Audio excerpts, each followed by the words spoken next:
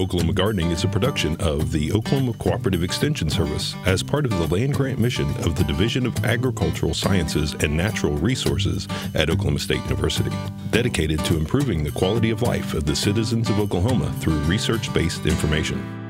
Underwriting assistance for our program is provided by the Oklahoma Department of Agriculture, Food, and Forestry, helping to keep Oklahoma green and growing. Today on the Best of Oklahoma Gardening, we're in the greenhouse to start our vegetable transplants. Host Casey Hentges compares some of the popular seed starting kits. We help with proper timing and planting techniques for your seeds. And Casey has tips on up-potting your transplants so you get the healthiest plants for the greatest chance of success.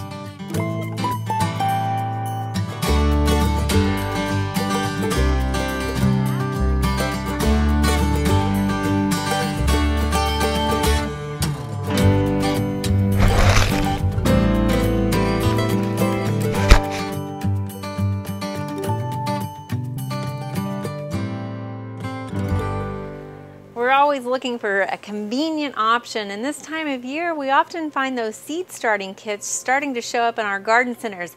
Now you might look at them and think, well, that's got everything I need to start my seeds, but does it? And also they come in such an array of price ranges with different options and that sort of stuff. We thought we would take advantage of that and kind of compare some of those seed starting kits that are available to you.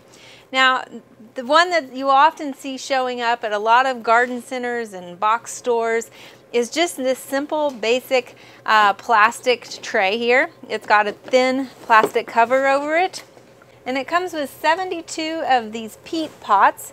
You can see they're dried and they're pressed, and so what we need to do is put those in water and allow them to expand a little bit, and you can see how much they expand into, and this gives us a nice little planting surface.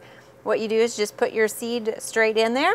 We add a little moisture to the bottom of it and then cover it. Now it also claims that it comes with some plant labels, but I must say it only came with about 6 plant labels, one for each row. Now this seed starting kit costs $8, so it's fairly cheap, and it'll grow about 72 plants for us.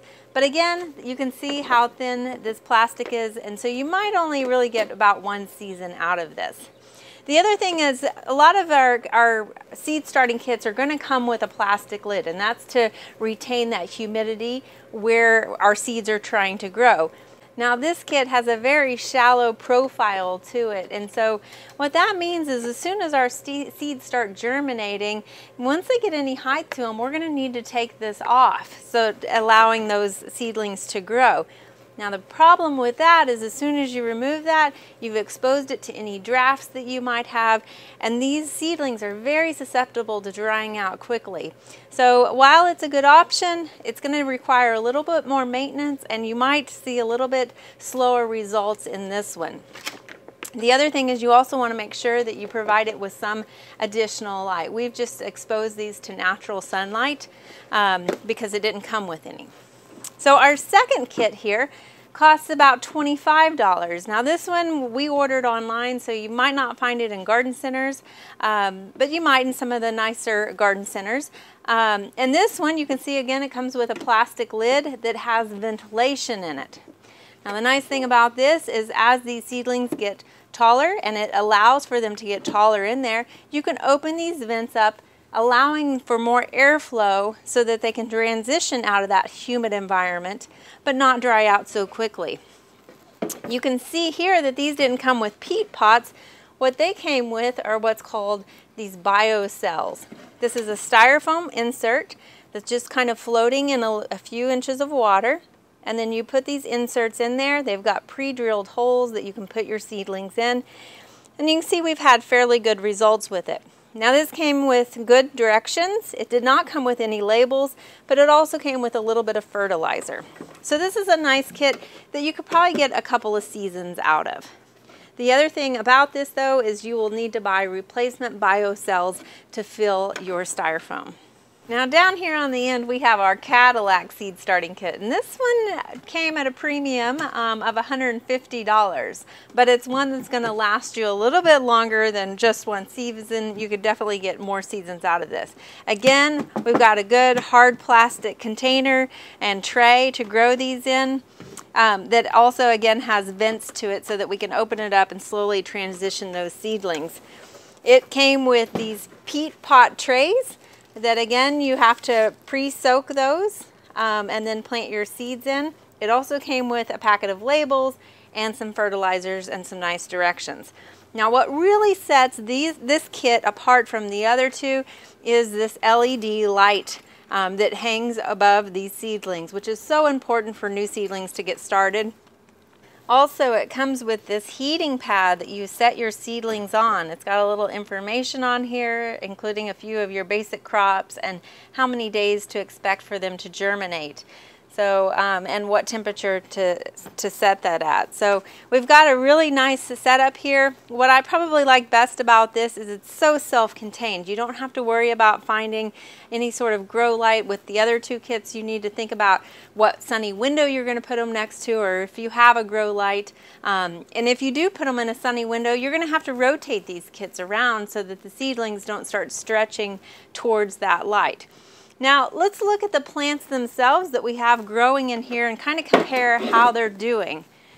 So again, if we start back at our first cheaper $8 kit, we've got a few seedlings that are starting to come up.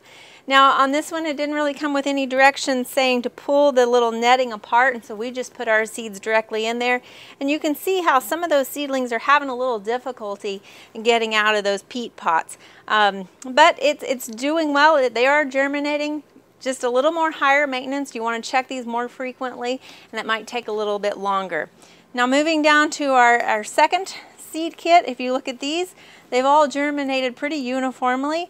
We've got several seedlings coming up. They just now are starting to get their true set of leaves.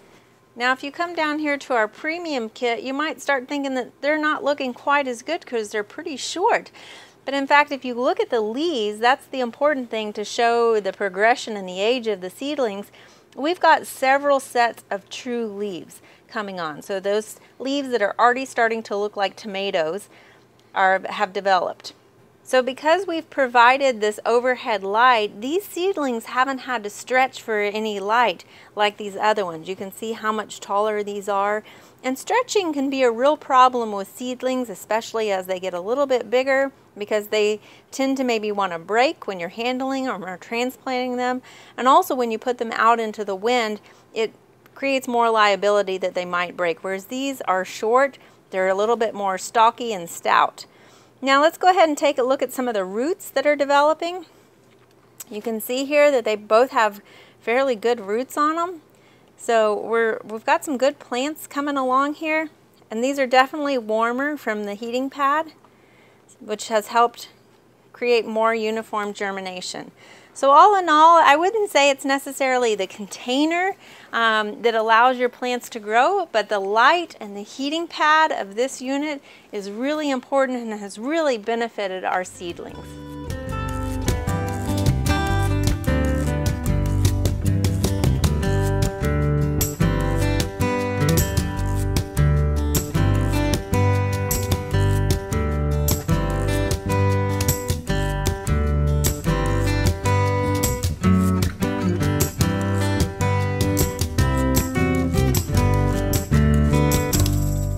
It's time to start planting those transplant seeds, and so we've pulled aside the seeds that we're looking at propagating right now, or germinating, and that's our broccoli and our cabbage, which are cool season crops. And then we're also going to go ahead and seed our tomatoes and a few of our peppers as well, and these are warm season crops. Now we're doing them at the same time, knowing that we're going to be putting our cool season crops out in the garden around mid-March, which is toward the tail end of when you can. You can really plant cool season crops from mid-February to mid-March. Our warm season crops, while we're going to go ahead and get those started, those won't go out until the garden until about mid-April. Now typically you want to go ahead and start your seeds about 5 to 7 weeks prior to when they will go out into the garden. So we've got our seeds pulled aside. Now how do we plant them? Well, we all learned at an early age what a seed needs in order to grow, and that's moisture, temperature, sunlight, and something to anchor that seed.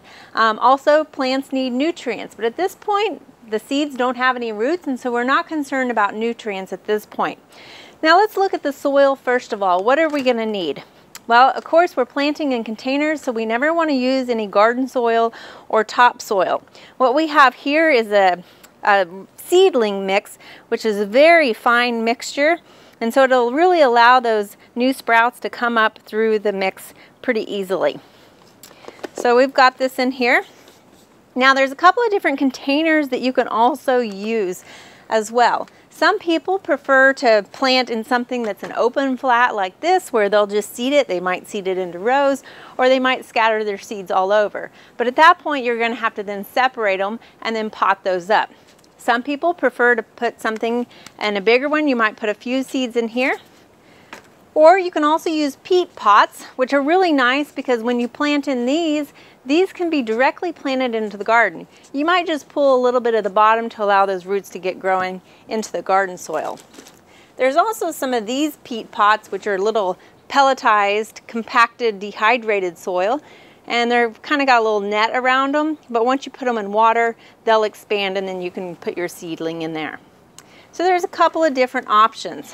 What we're also using here today is a cell pack. Now cell packs, again, come in a range of cells. This is the one that's used in a more of a commercial situation that has 72 individual cells that you could plant. Now this is really great if you're ever going to have to move a lot of plants at one time. So we have 6 different plants, so we have 6 different cell packs here that we're going to plant up.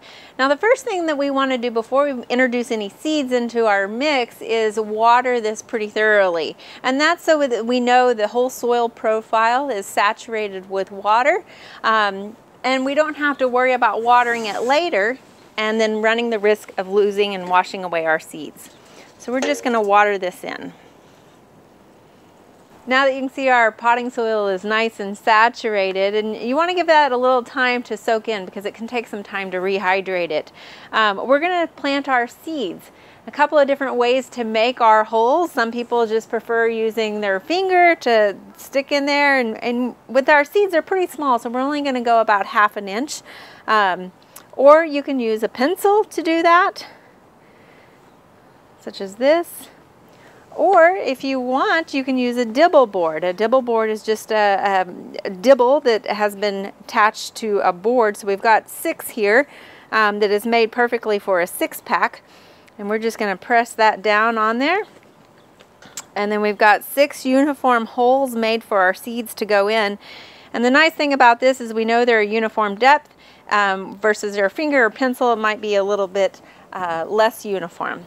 Having a more uniform depth will also increase the germination uniformity as well.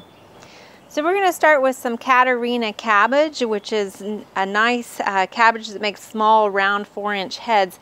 And you can see that these are really tiny seeds. Now the big question is how many seeds to put in each hole. It all depends on your confidence in the viability of that seed. If you have older seed, but you have a lot of it, the germination rate might have fallen. And so in that case, you might want to put 2 seeds per hole. Now, knowing that you're doing that, if both of them germinate, then you might have to clip one of those or pinch one back. And so you're sacrificing one plant if you have 2 seedlings come up. If you have newer seed, such as what we have here, and you have fewer of it, then you might want to put 1 seed in each hole so that you can grow as many plants as possible. And that's what we're doing here. We're just putting 1 seed in each hole. Now the second thing that we're going to plant here is a broccoli called Artwork. And again, a very tiny seed that we're just going to put 1 in each hole. Now we've got 2 different varieties planted, and before we go any further, we want to go ahead and get those labeled so we don't forget what is what. So first off, we planted some Catarina cabbage, and you want to make sure that you always put the date that you have seeded those as well, so you kind of know when to expect to see them to show up. And because we have 6 different varieties that we're planting here, we don't necessarily need to label each individual cell. We're just going to label each packet. So we've got our seeds backfilled, and we're just going to add a little bit of water on top of there to kind of settle that soil in around those new seedlings. But we don't have to water too much because we know all of the media is nice and wet. All right, now that we've got it nice and moist, we want to make sure to maintain that humidity and that moisture, and there's a couple of different ways to do that also. For something like this, you might have a plastic tray that you could put on top of it. You just want to be careful and make sure you check it quite often because these can get pretty hot. So as soon as those little seeds start sprouting, they can bake if you don't check it frequently. If you don't have a plastic lid like this, there's a couple of other home methods you could use, such as plastic wrap. You could just drape that over the top of it. If you have plastic bags, you can also use those by covering your pot with a plastic bag and maybe putting a rubber band around it to secure it a little bit better. But that kind of acts as a tent or a greenhouse effect over those seedlings. There's also another way you could do this, and that's to plant in one of those takeaway containers or something. You could plant this, leave some room for your seedlings to germinate, and then cover it with the lid like that. For a container like this, you want to make sure to add some holes into the bottom so that it allows for drainage. But other than that, these work really great, so you might save those containers. Now that we've got ours planted, we're going to go ahead and transfer ours to our growing station, our germination station, which is over here. We've got some nice grow lights above it, so it'll get plenty of light. If at home you don't have grow lights, you might look at a west or a south facing window where they're going to get plenty of sunlight. And we also have some warming pads here. Now for germination, most plants like a germination temperature around 70 to 80 degrees, and that's a consistent temperature because we want to keep that soil profile nice and warm. If you keep your house around 70 degrees, that should work, but a heating pad just allows for a little more control over that temperature. Now there is a difference between a germination temperature and a growing temperature. Once these start growing, the plant can allow for a little more flexibility in that temperature, just like it would be growing outside. Our nighttime temperatures dip a little bit, so it can handle that. So it's more for germination that we want 70 to 80 degrees. For more information on how to start your own transplants, check out this fact sheet.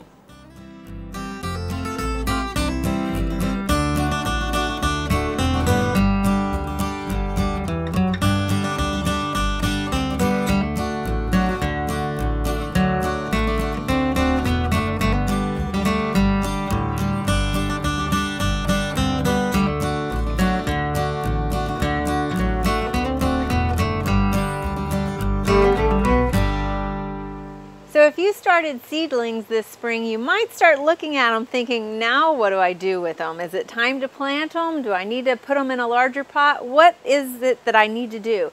Well, the first thing that you're looking for when you have your seedlings is what are called the first true leaves. And that's the leaves that reflect the actual plant that you planted.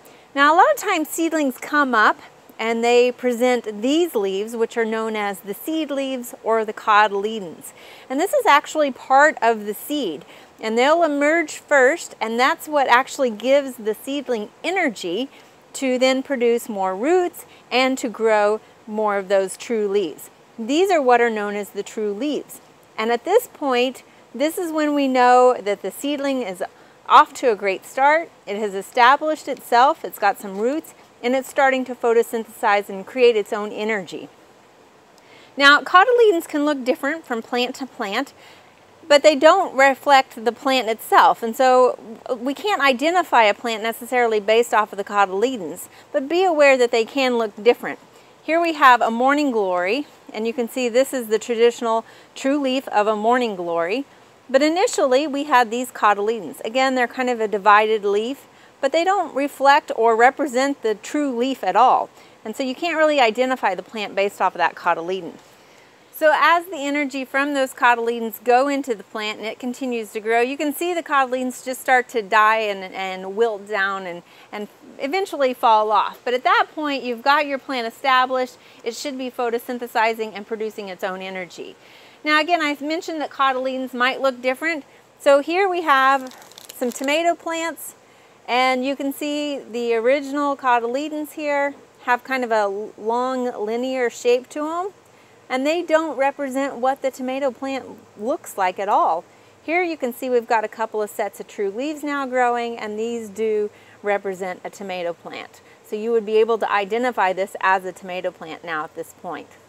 So again, what we're waiting for on our seedlings is to find those first sets of true leaves to know that our seedling is well established and has some good roots.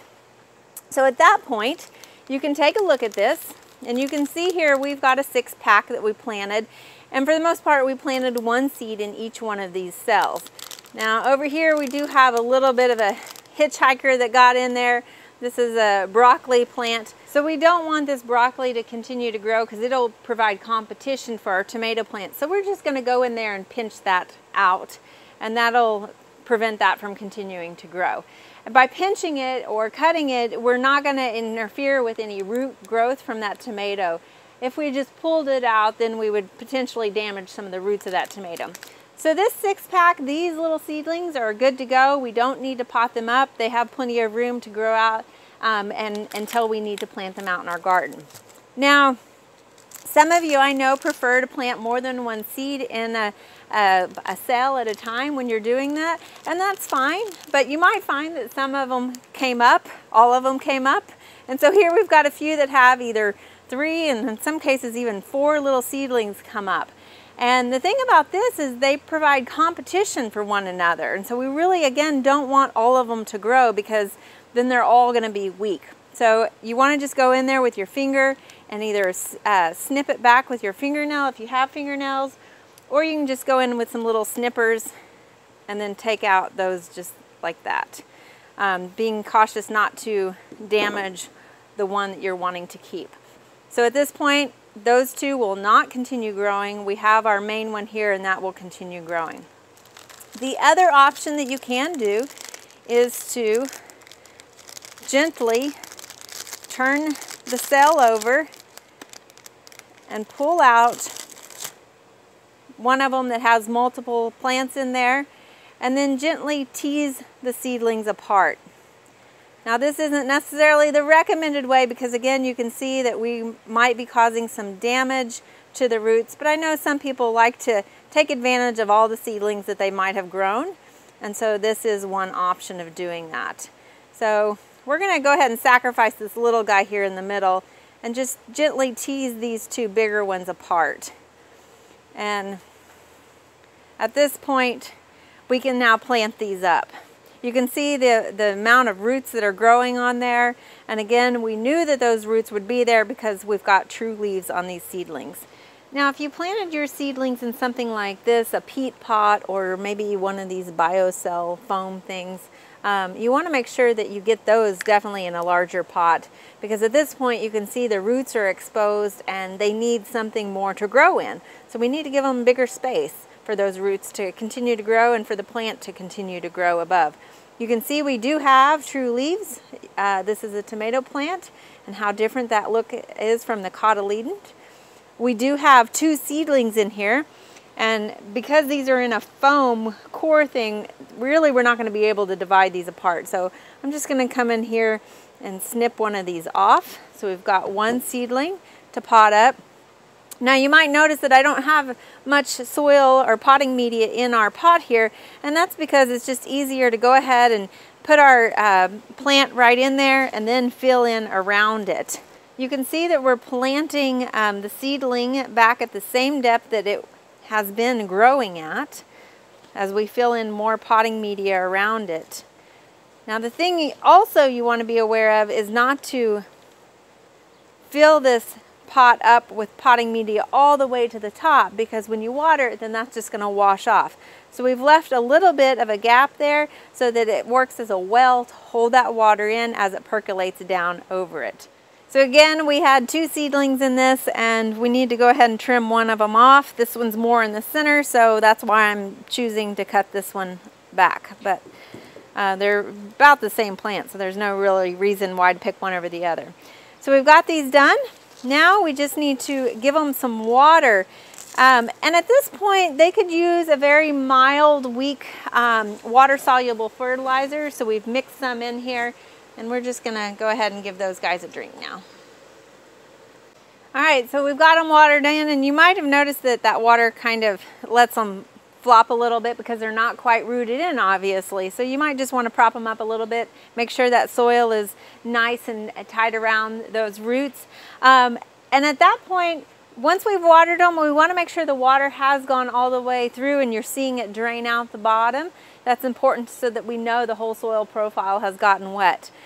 Again, continue to water with a mild or weak fertilizer solution, and at this point they will continue growing and get bigger until you're ready to transplant them out into your garden.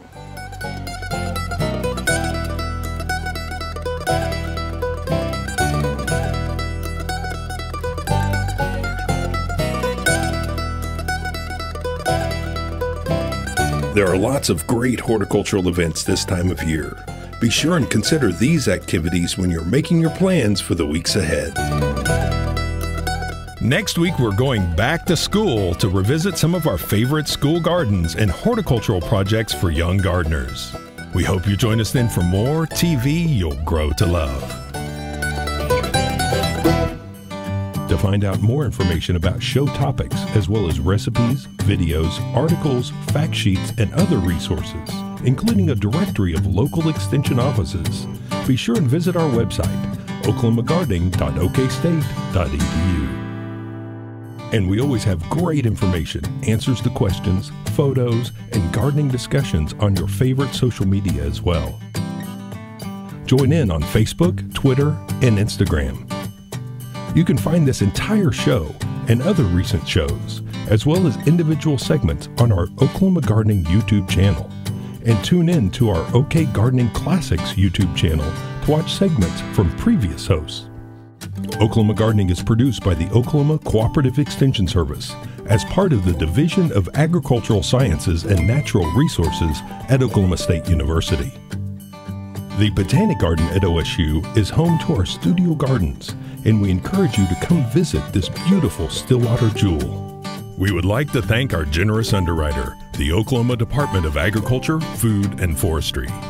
Additional support is also provided by Pond Pro Shop, Greenleaf Nursery and the Garden Debut Plants, the Oklahoma Horticultural Society, and the Tulsa Garden Club.